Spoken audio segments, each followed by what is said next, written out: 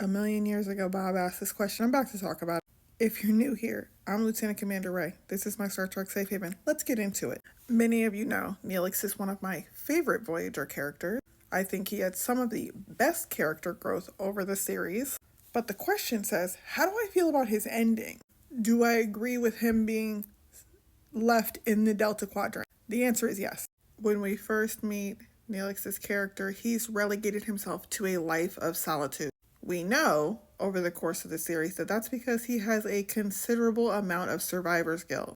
Losing his friends, his family, his planet.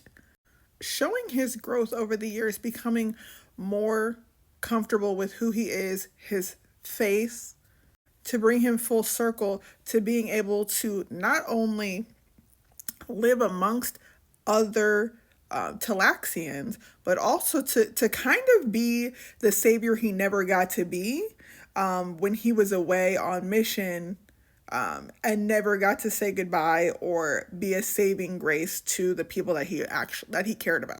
To imbue them with the strength that he had learned over the years, to help fortify them for a future they also didn't believe they could ever have. One of my favorite scenes in this episode is the corridor being lined with all of the crew and Tuvok dancing for him. It was a beautiful display that showed that not only was he not alone, he never was alone. They were always there for him, and he would be missed. Not only was he there, he brought value, and he was going to be able to serve them with the value that he had developed among the crew and the value and self-esteem he had developed within himself. He could live the life of service for these Talaxians that he had done and developed himself to do during his time on Voyager. It's actually stunning writing.